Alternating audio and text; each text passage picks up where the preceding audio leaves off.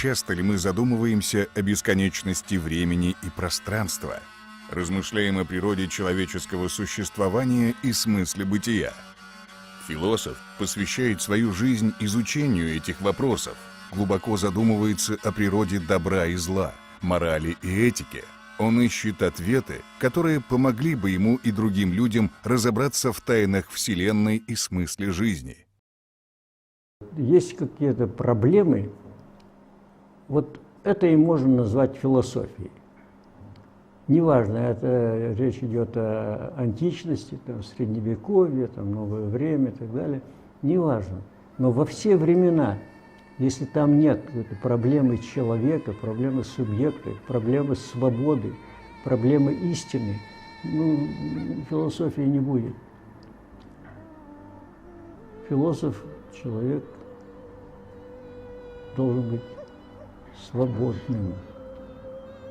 Его убеждения, его взгляды там, и так далее должны быть выстраданными.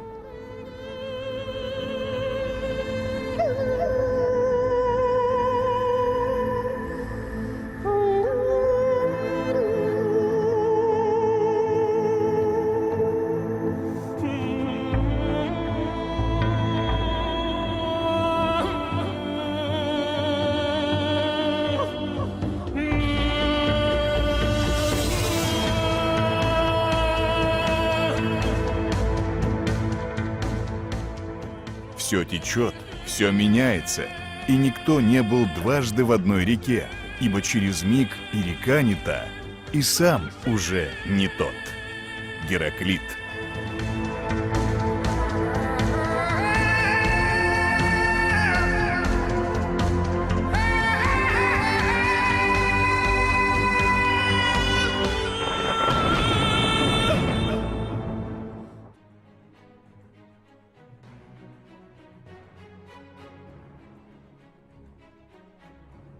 Дух или материя.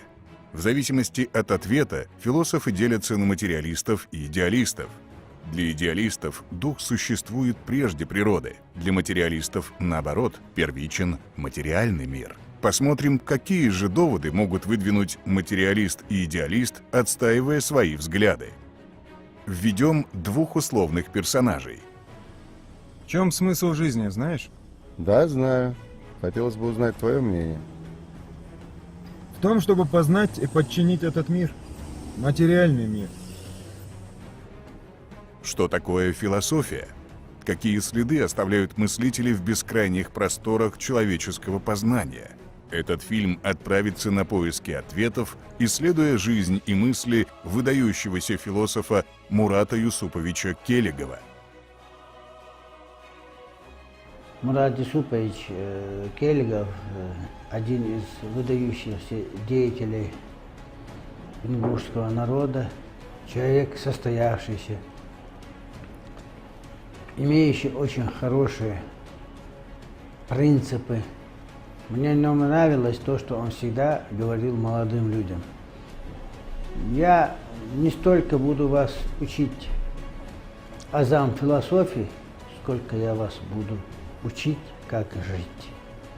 Философия, она несколько шире, она является фундаментом, отправной точкой для познания вообще, для науки.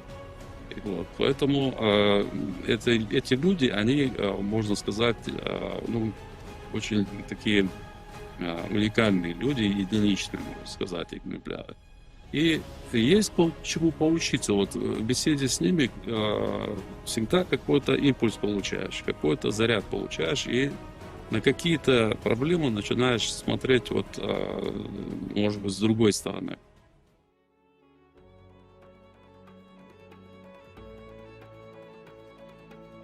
Что важнее, материя или дух? Вот как решить простую проблему? Аргументировать можно. Есть разные способы аргументировать. Но обращение к математике, скажем, это как методу познания. С помощью математических чисел и фигур Пифагор изобразил весь мир.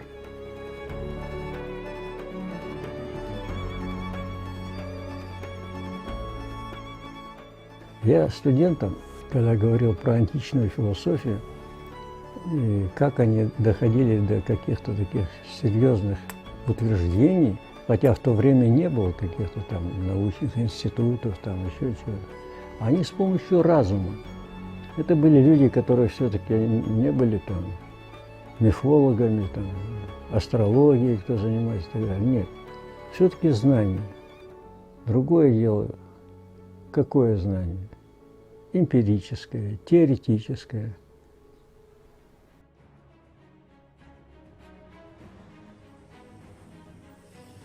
Мир есть материя. Одна только материя и ничего больше. И она не содержит никакого духа. Ничего сверхматериального. Хорошо, а что такое эта материя? Как вы ее определяете? Материя – это реальность, данная нам в ощущениях.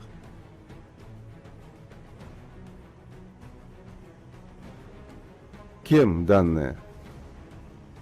Я хочу сказать, что такая сложная мысль, в которой предусматривались бы все взаимосвязи животных и растений, воздуха и воды, не может быть мыслью одного человека. Для создания столь совершенного и сложного мира ему должна была предшествовать идея, мысль, причем мысль грандиозная. Таким образом, я прихожу к выводу, что мысль первична, а материя вторична. Очевидно, эволюция Вселенной еще не закончилась, и следует ожидать дальнейшего развития человека. Венцом творения будет появление человека всемогущего, который, познав законы природы, выйдет из-под их управления и продолжит процесс творения, создавая новые вселенные с новыми генерациями уже других человечеств. Сначала познай, а потом твори. Ты описал Даджаля, Антихриста.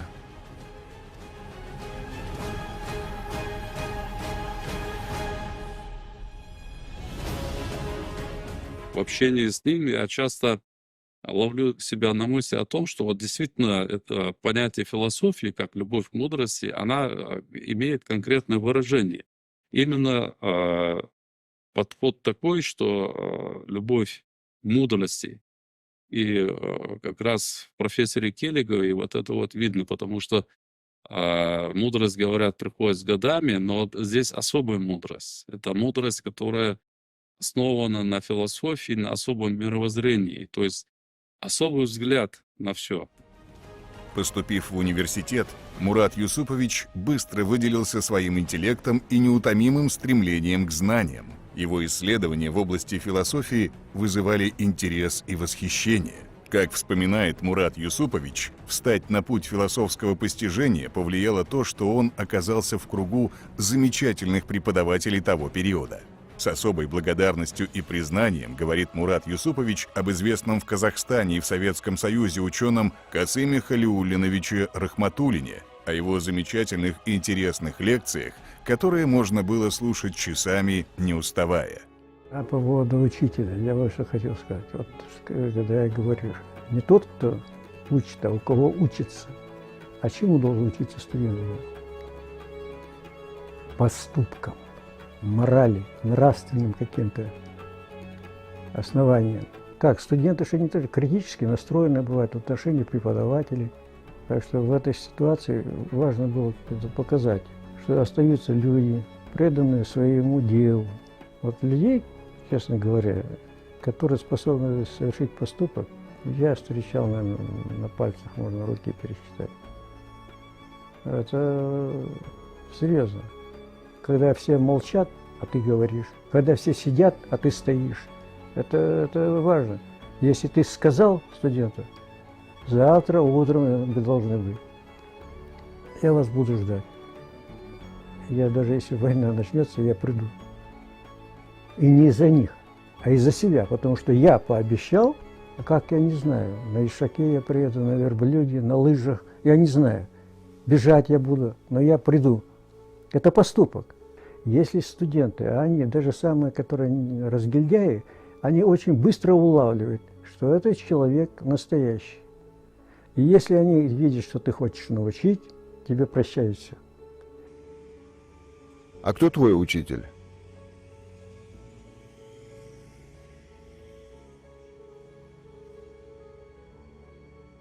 Анаксимандр, Фалес, Анаксимен, Зенон. Понятно. А куда деть Платона, Аристотеля и классическую немецкую школу? Правда заключается в том, что... Правда у каждого своя, а истина одна.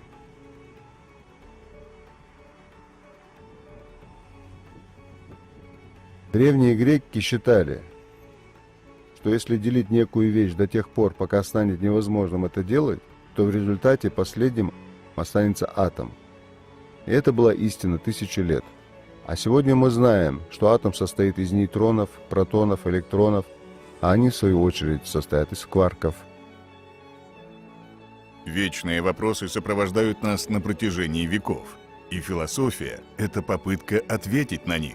Как странник в поиске истины, наш герой отправляется в бескрайний мир мыслей, где каждая идея — это путеводная звезда. Правда вообще редкостная вещь. Не все продается, во-первых, и не все таким путем добывается. Поэтому говорить, что у каждого свои, это как вот говорят, каждый по-своему с ума сходит. Должна присутствовать вот такая мысль, что ты должен что-то защищать в этом мире, я тоже должен, она тоже, или кто-то должен что-то защищать. А что я должен защищать? Не знаю, право человека на жизнь, сочувствие, взаимопомощь, я не знаю, мораль какая-то, честь, достоинство, какие-то ценности, так? Но без этого невозможно жить. Она, может быть, и должна быть своей выстраданной правдой. А таких правд у нас с тобой не очень много. Сейчас, если мы начнем говорить, а вот это вот положение, это истина, не истина, выстраданное, не выстраданное. Это правда. Она правда и для тебя, и для меня. Вот мы поищем, найдем, что тут правда для меня и для тебя совпадет. Но мы же понимаем, что мы начнем копать и обнаружим, что мы по-разному относимся к каким-то вещам. Неудивительно, что, имея такую базу, после одного собеседования с ректором Грозненского нефтяного института Расторгуевым в 1972 году Мурат Юсупович был принят на должность ассистента кафедры философии. В 70-х годах больше половины преподавателей института были докторами и кандидатами наук, и попасть в коллектив института было признанием таланта молодого ученого. Очень легко и просто говорить про Мурата Юсуповича, потому что я считаю, что Мурат Юсупович — это целая эпоха не только нефтяного университета сегодняшнего, но и всей научно-образовательной среды Чечено-Ингушской автономной Советской Социалистической Республики. Одним словом сказать про него очень сложно, это очень многогранный человек. Мы с ним познакомились в 1979 году, трудно представить, что столько времени прошло. Я был студентом по специальности промышленное гражданское строительство, и он нам преподавал философию. Обычно, вы знаете, в таком возрасте любят больше спорт, больше какие-то, так сказать, хайповые истории, как молодежь сегодня говорит. Но он всех нас заставил совершенно по-другому взглянуть на философию и философски думать обо всем. Потому что его подходы были не просто теоретическими, так сказать, посылами, которые давно всем известны, а он это все реально связывал с жизнью, которая протекает вокруг нас. Надо отметить, что Грозненский нефтяной институт был одним из главных высших учебных заведений Советского Союза, где готовились высококвалифицированные кадры для нефтяной промышленности страны. В 70-е годы прошлого столетия устроиться на работу в нефтяной институт ингушам и чеченцам было непросто. Мне посчастливилось познакомиться с таким замечательным философом Муратом Юсуповичем Кириговым в 2001 году, когда я пришла на кафедру Грузинского государственного нефтяного технического университета философии. И с того дня Киригов стал для меня близким, родным человеком. Это человек, который, значит, внес большой вклад в развитие философской мысли Северного Кавказа. Его имя далеко известно за пределами России. Человек большого ума и доброй души, который, значит, сделал много для Северного Кавказа, для Ингушетии, для Чечни. Большую часть своей жизни, почти полвека, он работал в Грузинском государственном нефтяном университете имени Миллионщикова. Мурат Юсупович за короткое время сумел проявить себя и как преподаватель, и как ученый-исследователь. Его работы открывали новые горизонты, вызывали дискуссии и вносили значительный вклад в области философии познания и научного метода. Мне импонирует вот тот путь, который прошел Мурат Юсупович. В каком плане? Есть философы, которые сразу после окончания университета сразу начинают интересоваться этими вопросами и становятся кандидатами, докторами наук, методологически неподготовленные еще большой философией к осмыслению этих вопросов. Вот Мурат Келигов другой путь прошел. Вот его путь примечателен тем, что он изначально решал вопросы классической философии, например, вопросы диалектики, проблемы, значит, естествознания, философские проблемы естествознания, проблемы движения, развития. И потом уже, освоив основательно вот эту методологию, он переходит и осмысливает вопросы, которые мы называем вопросами антропологии, вопросами философии культуры. И здесь его работы, связанные последних лет, связанные именно с вопросами о сущности человека. Значит, вот его монография «Homo sapiens», приходящий феномен. Большого внимания заслуживает его монография «Homo sapiens. Феномен приходящий», потому что в философии ставится вечный вопрос, кто человек, почему тайна, истина спрятана от человека. И этот бестселлер, который носит академический проект, вошел в академический проект, очень важная, значит, монография, которая воспитывать будет многие поколения людей. Самое замечательное, что на этом Мурат Юсупович не остановился. Он затрогал глубочайшие проблемы человеческой души. Homo sapiens – приходящий феномен. Подтекст такой, что человек – существо сформировавшееся. А если оно завершено, то уже нечего ожидать от этого состояния каких-то более высоких ступеней. Честно говоря, вот мои исследования показали, что очень трудно рассчитывать, что когда-нибудь это может произойти, что возникнет из человека существующего, Homo sapiens, новый какой-то сапиенс. Вот он как-то для меня завершен. Сегодня, как никогда, важно понимание духовного и материального, так как технический прогресс происходит быстрее, чем общество, в связи с чем и появляется желание затормозить этот процесс, чтобы подготовиться и адаптироваться к нему.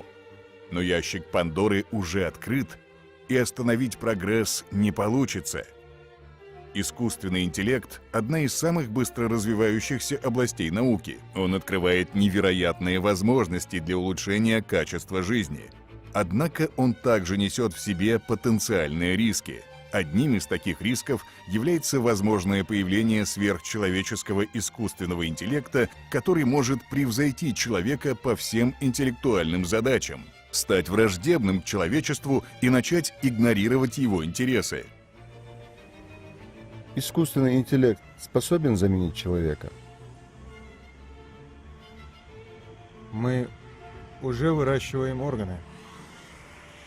Будущее за искусственным интеллектом. Искусственный интеллект попросили создать прототип человека будущего. Он создал робота. Он робота сделает, да. А человек может сделать только человек. И ничего там более высокого, как тип какой-то эволюционный. Это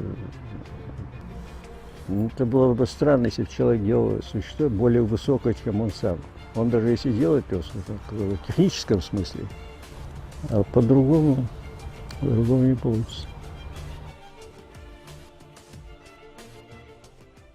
Другое качество, которое я бы хотел подчеркнуть Мурата Юсуповича, это то, что он не только писал кандидатскую диссертацию, докторскую писал диссертацию, осмысливал проблему развития естествознания, но он осмысливал и себя, свое понимание жизни, свое понимание философии, как он философию понимает, рефлексировал. Уже когда я сам плотно занялся наукой, и все чаще и чаще мне приходилось сталкиваться с некоторыми проблемами научными, и часто мне ответы удавалось находить вот в работах Мурата Юсуповича, потому что очень разносторонний у него подход, фундаментальный такой подход. Вот. Вообще мне очень импонирует его подход вообще к философии. Если так по большому счету говорить, философов фактически очень мало. И вообще мы можем гордиться тем, что у нас вот в республике есть философ, которого знают и в стране знают, и особенно на юге России. Должен сказать, он довольно-таки заметный след оставил у нас. И вот тогда я уже начал вот понимать, насколько сильный ученый Мурат Юсупович, потому что получилось, что он дал нам очень хороший фундамент. И тот экзамен по философии я практически сдал без подготовки на отлично.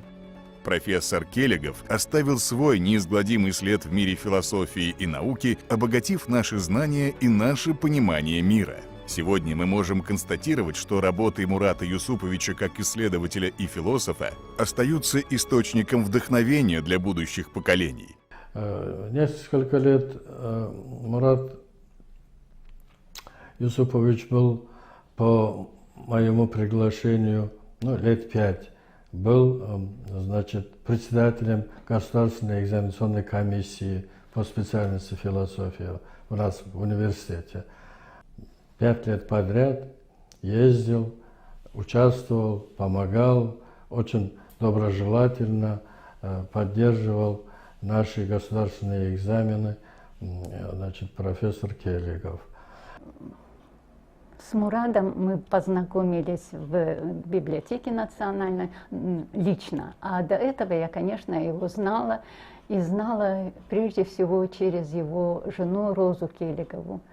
Но потом, когда вот библиотека только начинала свой путь, то у нас, как и у Мурата Келлигова, как я позже выяснила, он был романтический строитель ингушской государственности.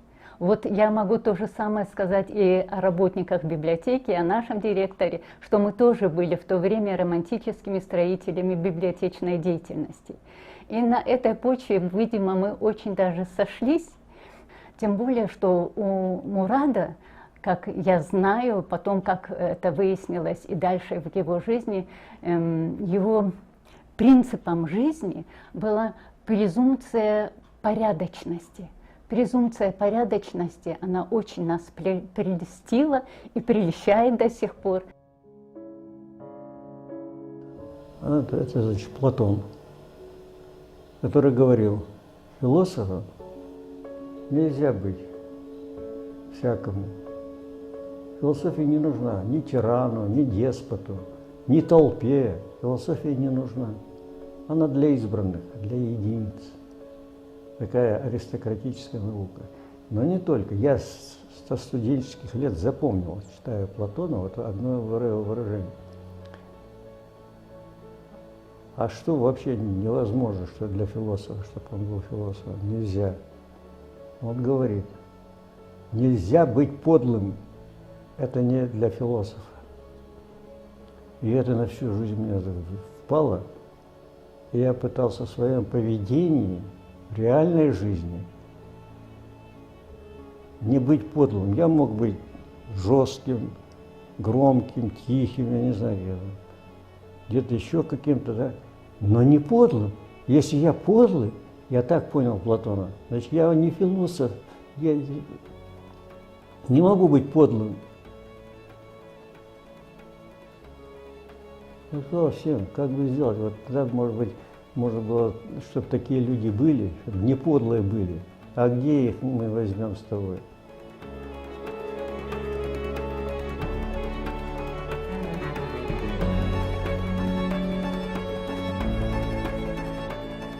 Самое большое, что он дал, он заставил нас думать по-философски.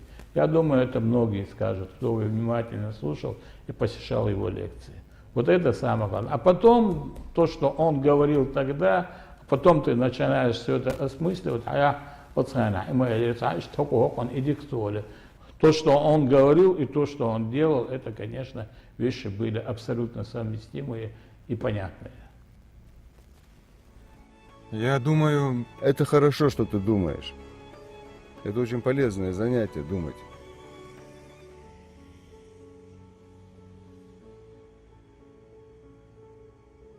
У тебя есть мел?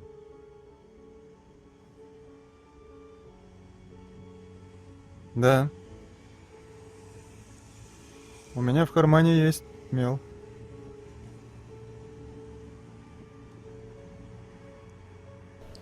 Надо думать вообще-то. Надо думать, пусть даже не на теоретическом уровне, на эмпирическом уровне, бытовом уровне.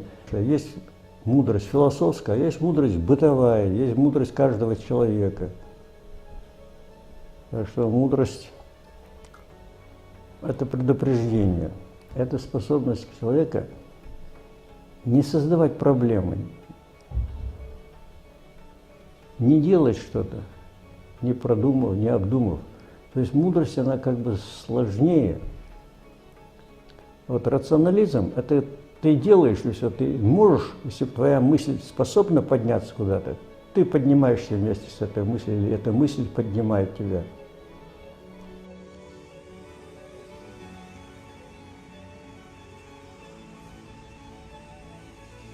Ничего не понятно. А чтобы это понять, надо посмотреть с высоты птичьего полета. И как это сделать? Построить башню 100-метровой высоты.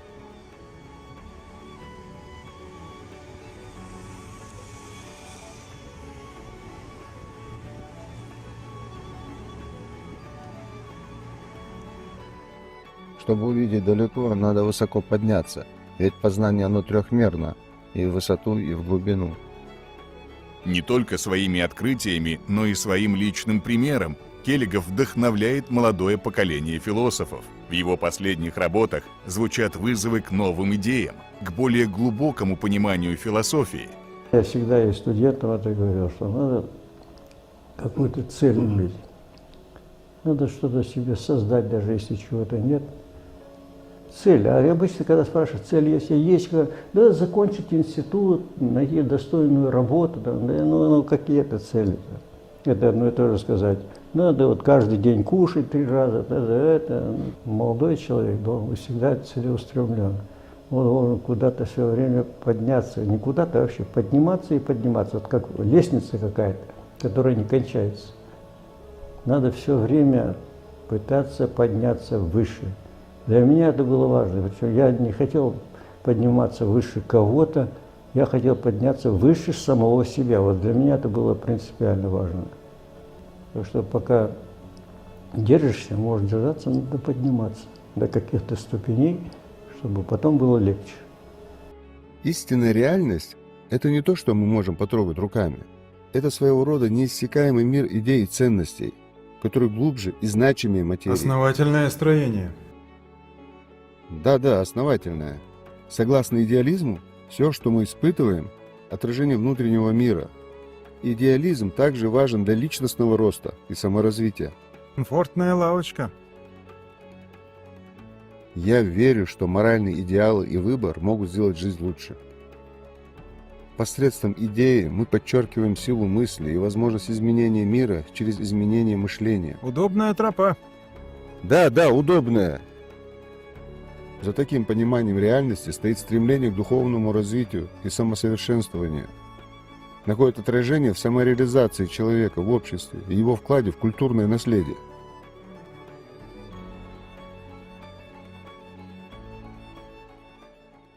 Колоссальный ресурс, которым обладает Мурат Юсупович, мне казалось, что этот ресурс не востребован в полном объеме.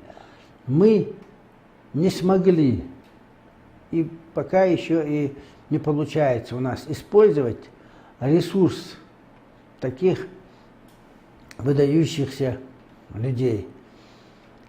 До тех пор, пока мы не научимся, вот народ не научится уважать людей от науки, уважать и придерживаться, прислушиваться мнения грамотных, образованных людей, успеха, прогресса, желаемого прогресса не будет. Да, мы будем муравьиными шажками идти, но вот таких масштабных, прогрессивных шагов не будет. Общество зачастую может в силу своих особенностей сознания на данном этапе развития просто не понимать человека, чьи устремления выбиваются за рамки привычной среды. Не случайно гении становятся людьми, опережающими свое время. Они действуют согласно своим убеждениям и не всегда укладываются в правила, к которым привыкло большинство.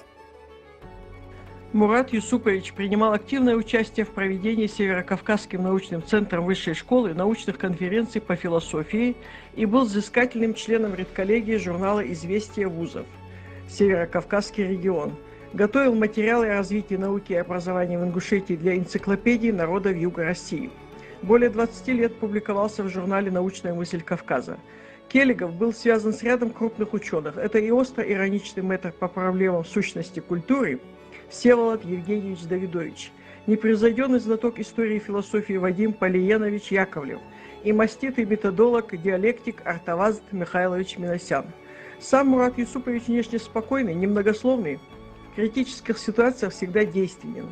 Его оружие – слово, краткое, меткое и точное. Оно звучит как приговор и отрезвляет.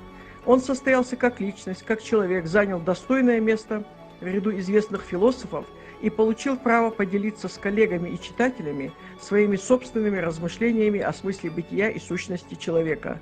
Спасибо Мурату Юсуповичу за то, что он сумел не затеряться в многознании, сохранил в себе ответственность за происходящее и поделиться этой способностью с другими. С юбилеем вас, Мурат Юсупович! Со славным 80-летием! Учитель, мудрец, человек!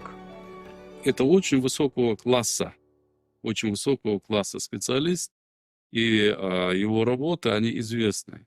Ну, у нас, к сожалению, не особо ценят знания, не особо ценят ученых, но радует то, что за пределами все-таки таких людей оценивают, они пользуются авторитетом.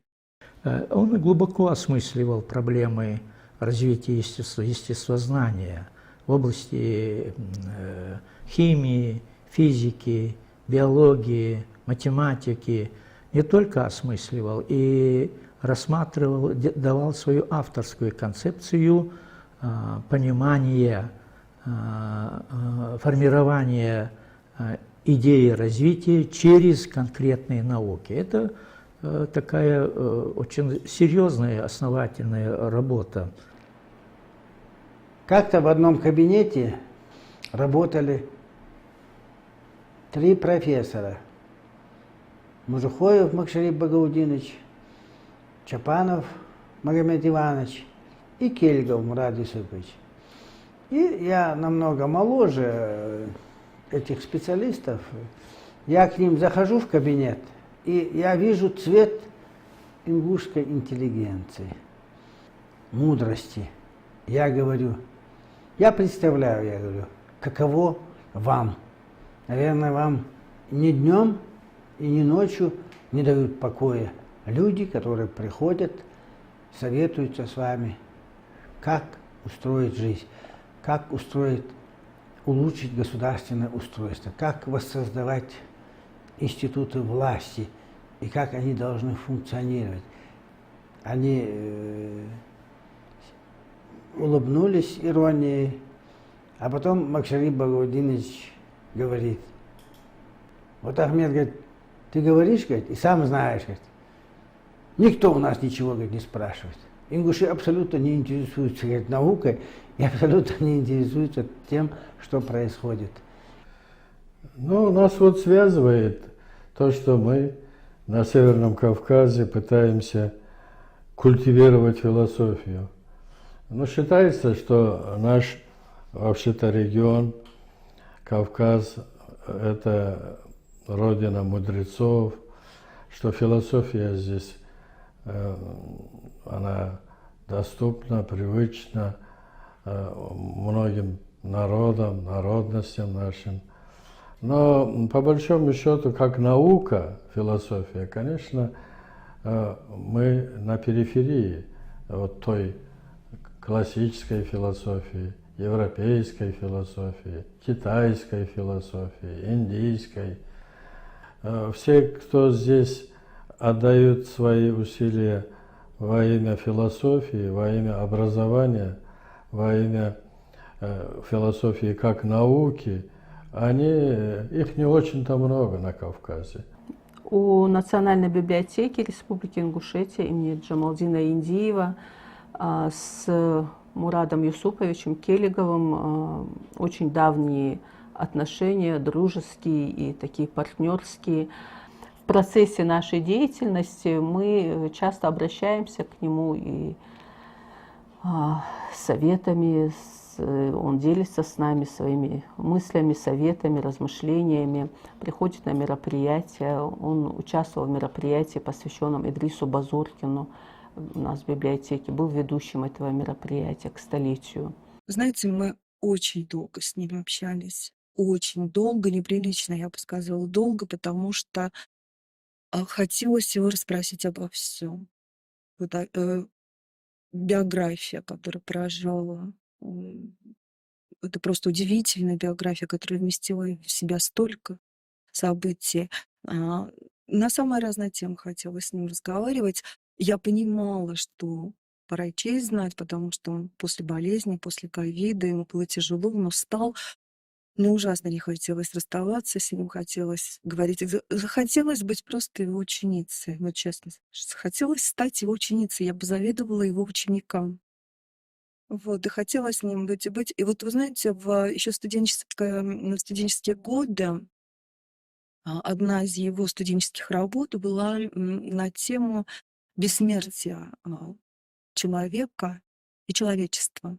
Я думаю, что Мурат Юсупович Келигов обеспечил себе бессмертие, потому что вот его будут изучать, его мысли, его цитаты. Ну, в его характере тогда почти все. Ну, я точно могу сказать, что он очень целеустремленный человек, и если он цель какую-то себе поставит, то его уже мало что может с этого пути сбить или заставить его свернуть. И пока он не сделает то, что наметил себе сделать, как цель поставил, он успокоиться не может. Что точно передалось, это самоуверенность, мне кажется. Точно передалось. Вернее, даже не самоуверенность, а уверенность в себе и в своих силах. Вот так я бы сказал. Самоуверенность, это немножко не то слово. Но уверенность в себе, в своих силах. Жесткость какая-то, может быть, даже где-то, в каких-то местах, где ее надо применить. Жалко, что мне не передалось от него его трудолюбие, скажем так.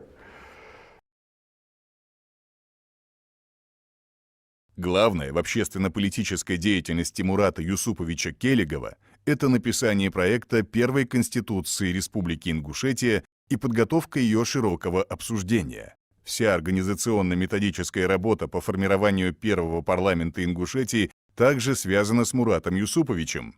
11 марта 1994 года Он единогласно был избран первым председателем парламента Ингушетии. В политической сфере он смог сказать слово, стоял у истоков возрождения ингушской государственности, был депутатом парламента, спикером парламента Народного собрания Республики Ингушетия. В написании Конституции нашего народа внес самый серьезный вклад. Ну, вообще, если честно, за весь опыт моей работы в Ингушетии, а я здесь уже 15 лет, я не встречала, честно говоря, иных. Но судите, вообще, как и самой Республика Ингушетия, судите сами. То есть если в других субъектах Конституции занимаются политики, юристы, общественной деятельностью, то в Ингушетии Конституцию создавал, у истоков ее стоял и создавал, и руководил этим процессом философ. Именно философ. Мурат Келигов в интервью газете «Ингушетия» отмечал: «Мы должны осознавать, насколько значимо для нас наличие республики, национальных символов и своей конституции. Есть народы, которые по своей численности намного больше ингушей, но они не имеют своей государственности, своей конституции, и поэтому мы должны ценить и защищать наш основной закон». Хотя я-то философ, это должен был юрист писать лучше. А мне помогло, философия помогла мне. В чем? А в том, что я уже знал, что такое теоретическое мышление, я знал, что такое абстрактные понятия. Я уже знал какие-то вещи, как делаются политические конструкции там, и так далее. Поэтому я был готов, это тоже сыграло свою роль, как бы ее продвижении. Я, в общем-то, как бы, честно говоря, не думал вначале, что мне придется. Я как человек, которому было поручено контролировать создание государства, то я, конечно, этим и занимался прежде всего. Вот, это же было время, ты сам тоже помнишь, какое время было, и в то время это заниматься всякими делами было очень сложно, потому что влияние, там, неопределенности, отсутствие государственных структур. Проблем было выше крыши. Ну, что могу сказать. Он занимался, я говорил, и на госслужбе был. Его работа, когда сказали, вот образовали республику, там надо было Конституцию написать.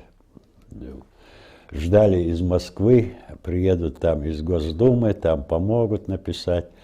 Мурада это задело, он сказал, зачем, надо нам самим поработать. Ну, начали работать. Ну, правда, со стороны приходили предложения, там, в письменном виде, еще как-то. Он все это обрабатывал, все. Он был и первый спикер парламента. Что-то ему не понравилось в отношениях с властями. Он спокойно ушел, оставил парламент. Потом он депутатом был. К нему вот домой при мне приезжали депутаты посоветоваться. Главной отличительной чертой Мурада Юсуповича, моего дяди, и как философа, и как личности, это высокая мораль, искренний образ жизни. Мурад Юсупович считает, что лучший образ для жизни человека сосредоточиться на саморазвитии, а не гнаться за материальным благом. Наша мама Цурова Софья Едиговна родилась в Балте, училась в школе, кстати, училась в одном классе с будущим поэтом Джамалдином Миндиевым. Училась, успела поучиться во Владикавказе, в медицинском техникуме. После замужества в Кантышеве оказалась. Чисто владела 5 языками: ингушским, русским, чеченским, грузинским, остинским. Имела хороший слух музыкальный, играла на гармошке. Отец и мать, я должен заметить, что они были грамотные, образованные по тем временам люди. Мать по материнской линии, Ну, бабушка у него грузинка, они знали несколько языков, и родители упор делали на то, что надо учиться. Ну, они все почти учились. Вот его брат Казбек, он был помощником президента нашего первого Авшева, погиб в аварии трагически. Келигов Казбек, Келигов Мурат, они вот поддержали в то время становление республики, становление парламента. Все это делалось но бескорыстных, вот в таких бескорыстных целях. Там время такое было немного романтическое. О тех, кто нас породил, о наших родителях, я вот что хочу сказать. И отец, и мать, они как-то удивительно сошлись. Может быть, потому что они оба были неординарные личности, которые выросли вот в атмосфере культивирования, взаимодействия различных культур. Вообще смешение крови – это всегда пассионарность, растущая, усиливающаяся. То есть возможность, как бы, энергия усиливается, возрастает. Но там проблема есть. Проблема управляемости. Вот энергии много, а человек делается трудноуправляемым. А в некоторых случаях вообще неуправляемым. Я вообще никогда не допускал, чтобы кто-то мной управлял. Никогда. Ни при каких условиях. Отцовство – это удивительное путешествие, полное радости, трудностей и невероятных моментов. Мурат Юсупович является примером того, каким должен быть отец и насколько важна его роль в семье. Хорошо было, если было больше. Двое, а сын или дочь. Что интересно, вот такая вещь, как уважение, свидетельствует о том, что вот есть какие-то вещи, которые можно заслужить только уважением. Купить нельзя. Вот нельзя, ничего ты не купишь. И я ничего не куплю, даже если хочу. Чтобы я стал добрым, чтобы я не говорил непотребные вещи, делал. Уважение должно быть. Уважение не купишь.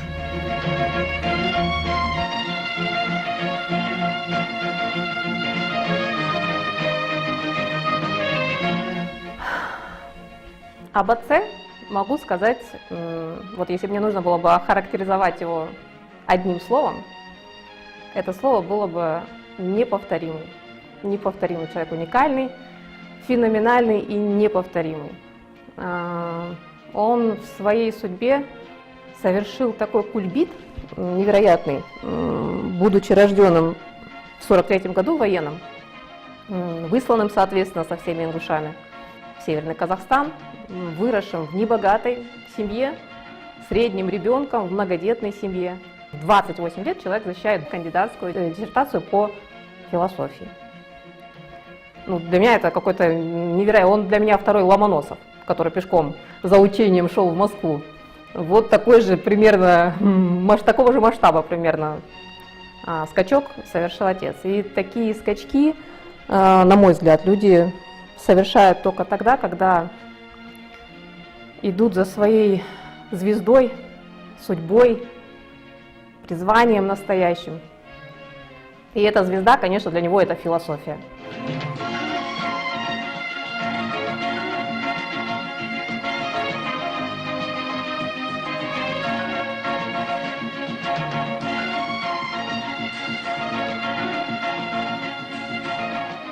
В общении с детьми Мурат находил силы и вдохновение, делая каждый день особенным, и каждый момент семейной жизни становился ценным воспоминанием, отмеченным в их сердцах.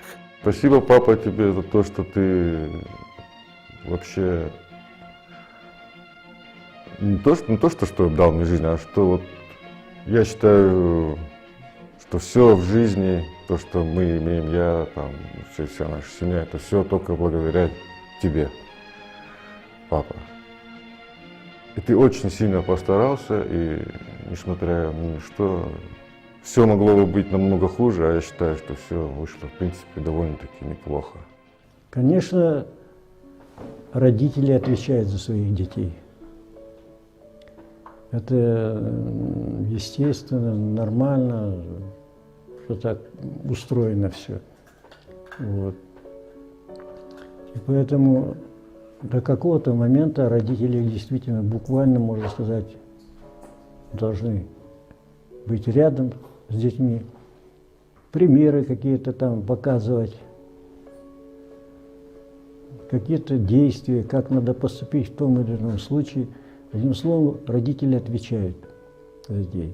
Но на каком-то этапе, это уже там каждый определяет сам, на каком-то этапе дети нормальные перерастают своих родителей и должны понимать, что дети отвечают за родителей.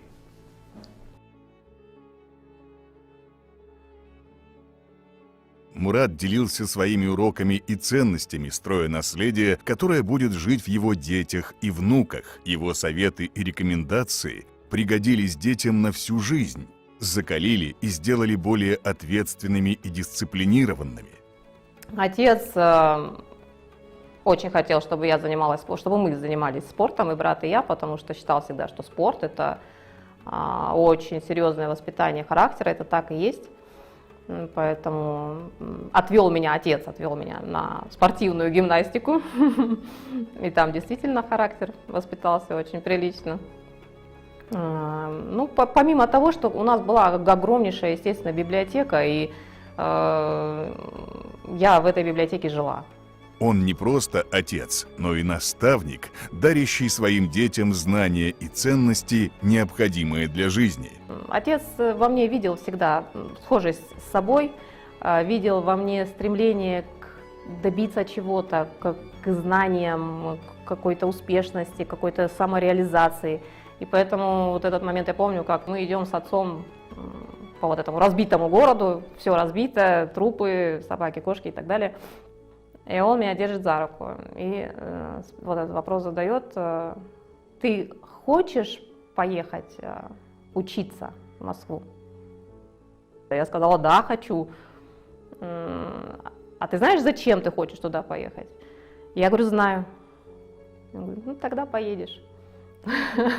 И он нас с братом отправил на военном самолете из Беслана в Москву. Мама – первый человек, с которым мы знакомимся в этом мире. Наши первые шаги, наши первые слова – все это связано с ней. Жизнь мамы полна вызовов, но ее сила духа и решимость не знают границ. А любовь мамы – это как свет в ее жизни, который освещает путь всем членам семьи. Вы знаете, очень много о человеке может сказать его дом. Вот когда мы с ним познакомились, мы встречались у него дома, и нас встречал он со своей потрясающей женой Розой. И вы знаете, этот дом тогда произвел очень сильное впечатление. То есть вот чувство какого-то вот чувства меры какой-то, я бы даже сказала, стиль, вкус. Вот все производило впечатление, но особенно, конечно, аура. Вот эта аура добропорядочности, которая вот в этом доме просто обволакивала. Очень была порядочная, душевный человек, очень любила всех, в общем, так можно сказать. Несмотря. Ну и ее тоже, соответственно, все любили. Очень сильно не хватает, во всех аспектах жизни не хватает. Буквально, что бы ты ни делал, не начинал делать, все равно думаешь: а мама бы вот это хотела бы, надо вот так сделать. Ты всегда вспоминаешь, как бы мама хотела, чтобы здесь было, как бы она бы это сделала. Сама жизнь изменилась. Как сказать, не только, конечно, у папы это особенно, но у всех в ее отсутствие. То есть, когда она была, по-другому смотрела на вещи, на проблемы, на какие-то трудности, на что-то, какие-то дела.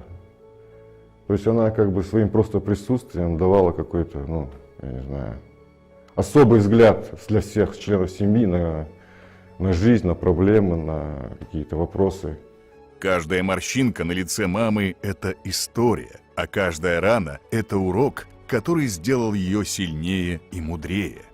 Я ему как-то говорю: Мурат Юсупович, я говорю, а я-то раскрыл, я говорю, код Келлигова. Он засмеялся и говорит: ну как это?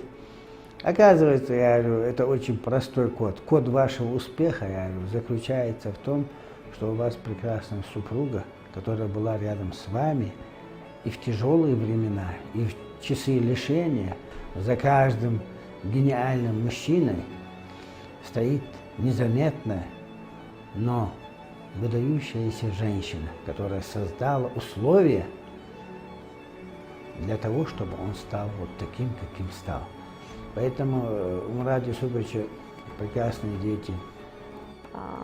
Мама была очень эстетичным человеком, эстетом. Очень любила цветы. Все красивое, картины, все картины, которые в нашем доме, а у нас их, в принципе, не так мало, это все мама. Мама – это красота, доброта, мягкость, интеллигентность. Все красиво. Это Роза. Не зря ее звали Роза. Мама настоящая Роза. Настоящая женщина. Все самое лучшее, что может быть в женщине, это мама. Роза – это, к большому сожалению, история прошлого. В результате аварии она покинула этот мир, оставив о себе добрую память.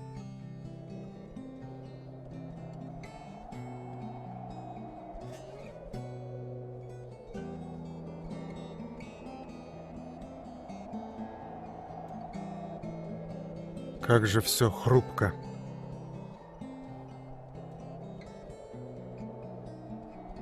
Может, суть в балансе духовного и материального? Философия, она охватывает все. И все это вот в этом горниле взаимопревращения материального и идеального. Вот то, что мы делаем, наша жизнь, она полна примеров превращения материального в идеальное, идеального в материальное. И там четко мы увлечены именно как идейной стороной, нравственной, так скажем, гуманистической и другой. Видишь? Да! Что ты видишь?